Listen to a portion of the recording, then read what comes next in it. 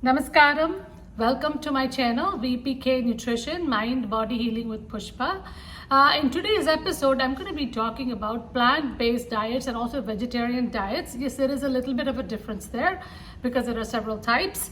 And then again, there are also a lot of myths about these diets and if they're really nutritionally adequate or not. So I will definitely try to alleviate some of those doubts as well as share some studies on the benefits of going more plant-based and also talk about Ayurvedic and Yogic view of eating animal food. So stay tuned.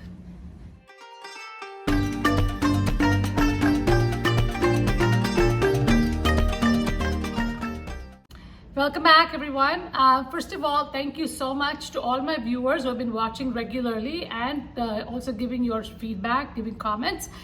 So for those who haven't already done so, please do subscribe to my channel so you can see all of my videos I've shared so far, and also give it a thumbs up and share with your friends and family so they can also be benefited. Thank you very much again, and let's get started with today's episode. Now, plant-based diet is a new trend nowadays, as we know, and there are lots of restaurants cropping up and giving us selections for plant-based, vegan, etc. So first, let's define what is a plant-based diet.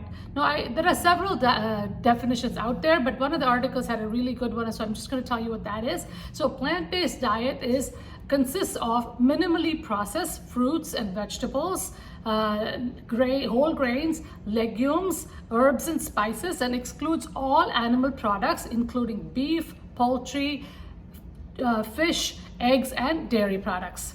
So that's like a comprehensive definition. However, when you look at the current trends, there are several different options for vegetarians. Now again, plant-based generally, the definition only defines vegan, but again there are also people who eat eggs, some eat dairy, some eat both, and so on. So I'm just going to go over some of those definitions, and then we'll talk a little bit more about what is healthy and what is not healthy, etc. Vegan or total vegetarian excludes all animal products, especially meat, seafood, poultry, eggs, and dairy products, does not require consumption of whole foods or restrict fat or refined sugar. Number 2 is raw food vegan. Some exclusions as veganism, as well as the exclusion of all foods cooked at temperatures greater than 118 degrees Fahrenheit. Number 3, lacto-vegetarian, excludes eggs, meat, seafood, and poultry, and includes milk products. Number 4 is ovo-vegetarian, excludes meat, seafood, poultry, and dairy products, and includes eggs. Number 5 is lacto-ovo-vegetarian, excludes meat, seafood, and poultry, and includes eggs and dairy products. Number 6 is Mediterranean, similar to whole foods, plant-based diet, but allows small amounts of chicken, dairy products, eggs, and red meat once or twice a month. Fish and olive oil are encouraged. Fat is not restricted. And number 7, whole foods, plant-based, low-fat, encourages plant foods in their whole form, especially vegetables, fruits, legumes, and seeds, and nuts in smaller quantities. For maximal health benefits, this diet limits animal products. Total fat is generally restricted. So as you can see, there are several different options and people are usually confused about what is right for them. Now the last one that I talked about, the whole food plant-based, restricts also fat in their diet. So again, it's a super restrictive, but again, there is a whole movement that follows that. So the people who are trained in that movement sometimes they can even sound very fanatic that this is the only way to go. But again, if you jump into that bandwagon, you feel that helps you, that's fine. But we should also be open to all other options, because as a dietitian, I cannot be so biased and say, you know what, this is the only thing to do. It's because I see all kinds of people in my practice and I know what is doable for some and what is not doable for others. So we actually have to work with you. And also in Ayurveda, there's a concept called asatmi indriya, meaning if you're used to something for a long time, it takes a while for us to switch to something different. Otherwise, the body starts to get very uncomfortable and also can get sick. So you also have to be very careful when you start switching from one diet to the other instead of going cold turkey.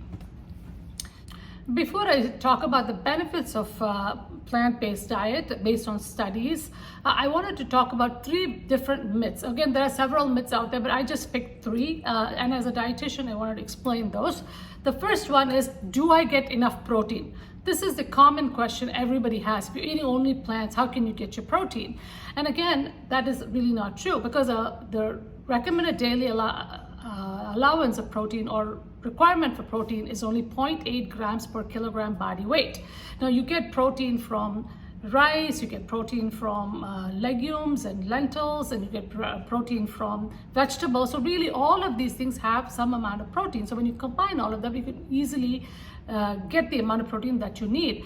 For example, if a 165 pound person or a 75 kilogram person, you calculate using the 0.8 grams per kilogram, it's only about 60 grams of protein per day, which is not a whole lot. So any of the grains give you about 3 grams of protein per serving. Then the vegetables, about 2 grams per serving, which is just half a cup of vegetables. We all eat a lot more than that. And also the lentils, the legumes, the dry beans and peas, all of these give you about average of about 7 grams of protein per serving.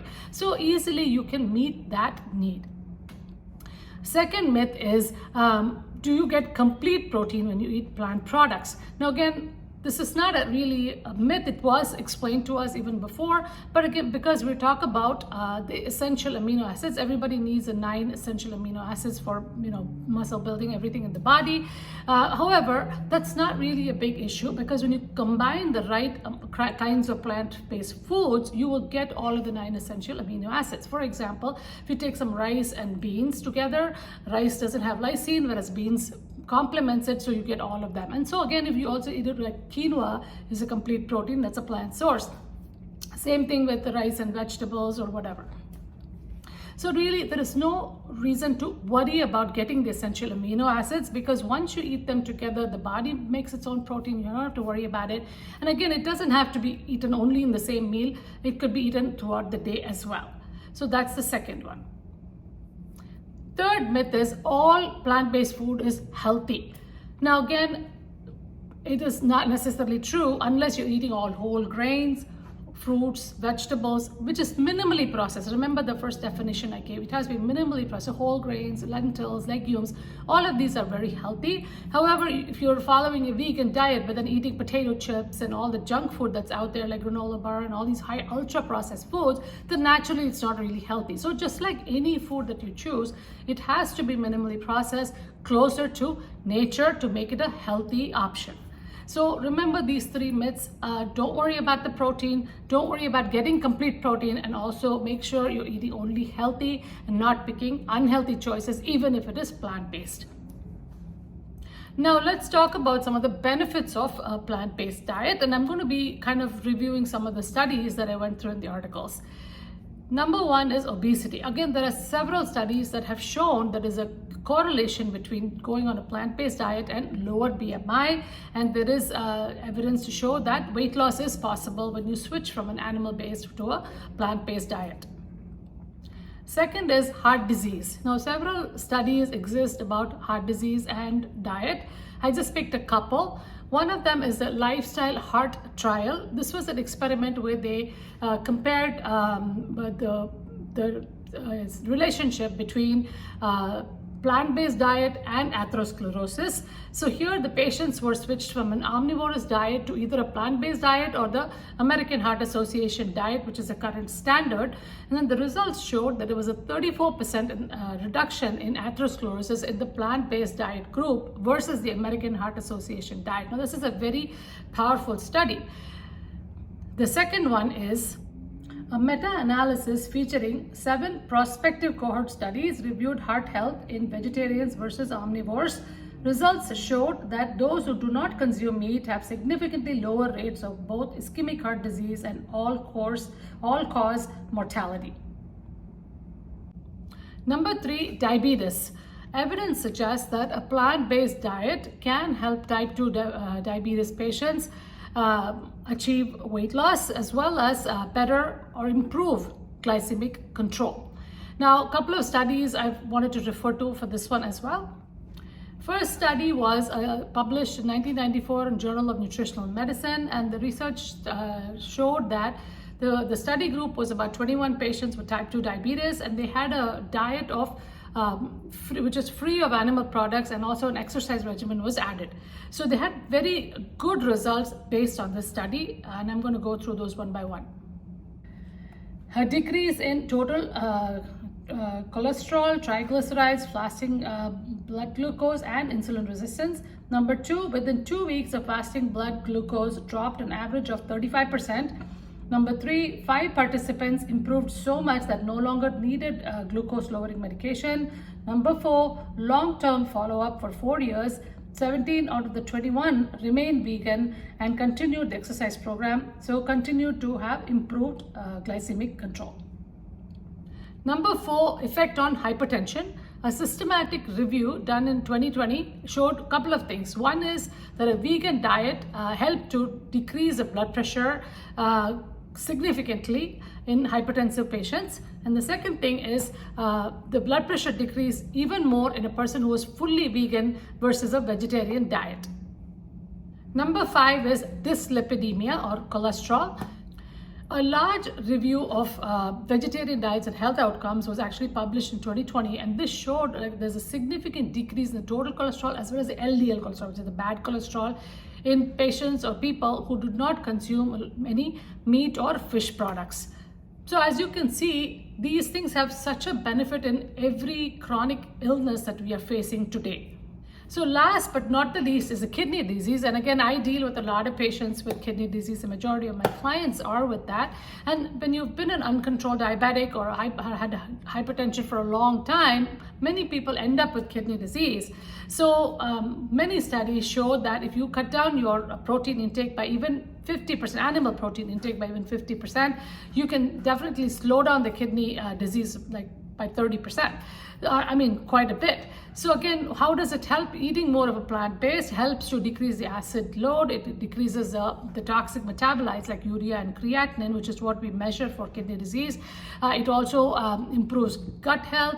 It helps with decreasing the protein in the urine. It helps with better phosphorus control as well as blood pressure control. So again, it is very important to remember some of these health benefits that I've just talked about, because definitely, if not from any other perspective, at least look at it from the perspective of health, because this is what we are dealing with today in today's modern world, is all about chronic conditions which are really affecting the quality of our lives.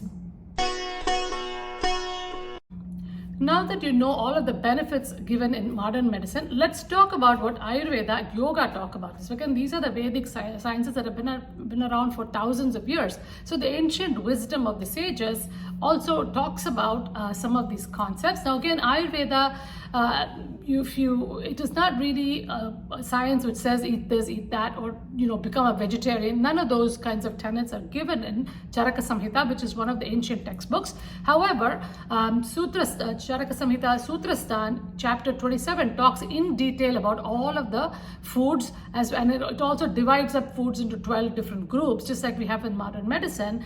And one of the groups is called Mamsa Varga. Mamsa means meat. So Mamsa Varga is, so here they actually describe every kind of meat possible. Again, we're talking ancient times. So they had all kinds of things like deer and peacock and all kinds of meat. They talk about each one of those, their properties, their qualities, and what it can do to the body. It doesn't really say eat this or eat that, but just describes it and tells you what will happen if you eat those things.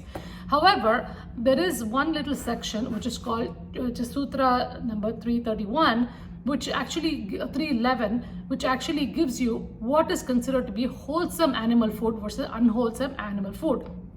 So I wanted to just give you the description of that sutra, and then we can talk about what we get today.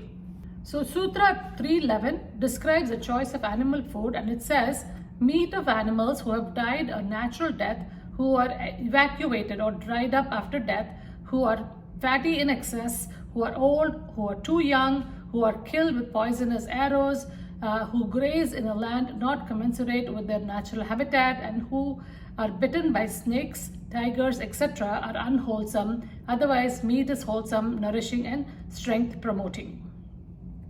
So as you can see, it describes wholesome as, with all of these conditions. And if you really think about the modern way of the way the meat is processed, how we obtain meat, how they are killed, how they are processed, ultra processed, put all kinds of chemicals to preserve it.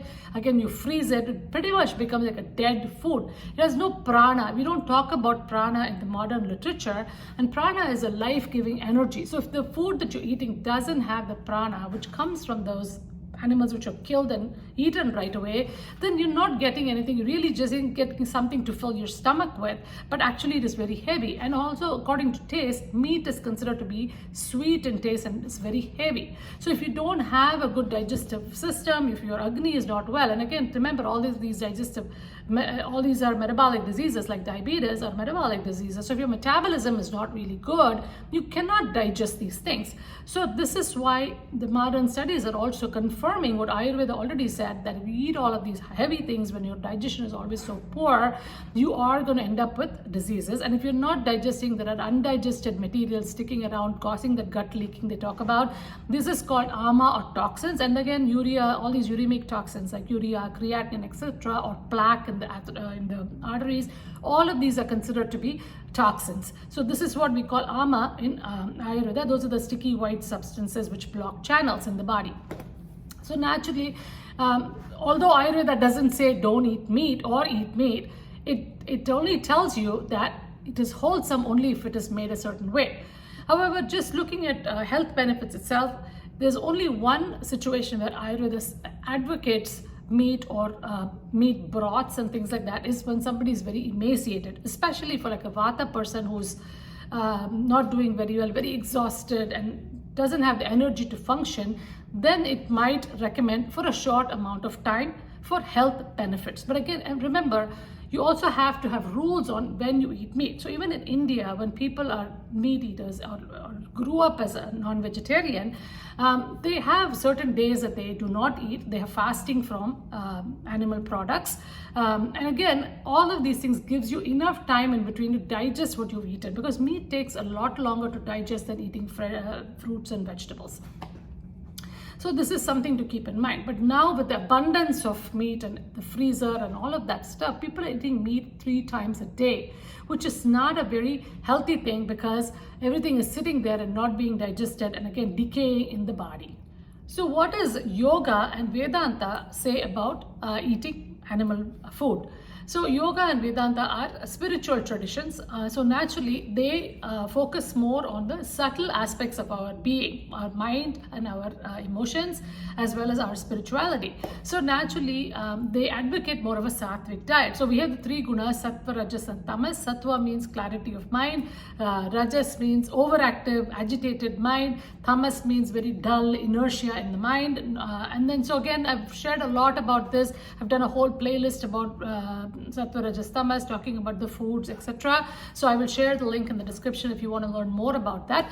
However, in yogic tradition, to be able to do yoga and do meditation, to get to that higher level of consciousness, as well as in Vedanta, studying of scriptures, we need a very clear mind, which is a sattvic mind. So naturally, if you're inclined in that direction, giving up the animal food would be your best thing to do, because unless you give that up, you really cannot progress too much in spirituality. And a lot of people talk about meditation, but as long as you are not following the concept of ahimsa, which is the first yama in yoga, it is really hard to get there.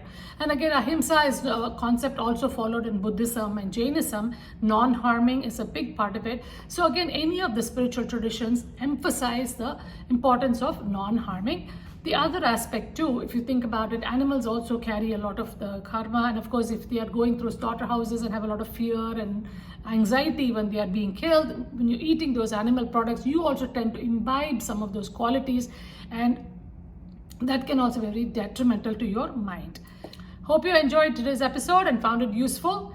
As you can see, both modern medicine and Ayurveda approach plant-based diet from a physical aspect, and then the yoga and other traditions, spiritual traditions, approach it from the subtler part of your being, which is your mind, your emotions, and your spirituality. Again, in general, as you can see, a plant-based diet is beneficial for the whole person. Again, it gives you much more energy than animal foods. Again, today's meat is also very highly processed, and so it really does not have a lot of prana, which is a life-giving energy in the body. So ask yourself if you really need to eat something like that, if it's really helping you, is it being beneficial for you or not. And if you are accustomed to eating meat right from childhood, it may be a little hard to transition, but you can always start with one meatless day or whatever. And if you really are serious about transitioning, take the help of a healthcare provider like a dietitian who can help you transition to a plant-based diet. So again, listen to your body, observe your mind, and help yourself. And I'll see you in a couple of weeks with a new episode. Have a wonderful week ahead.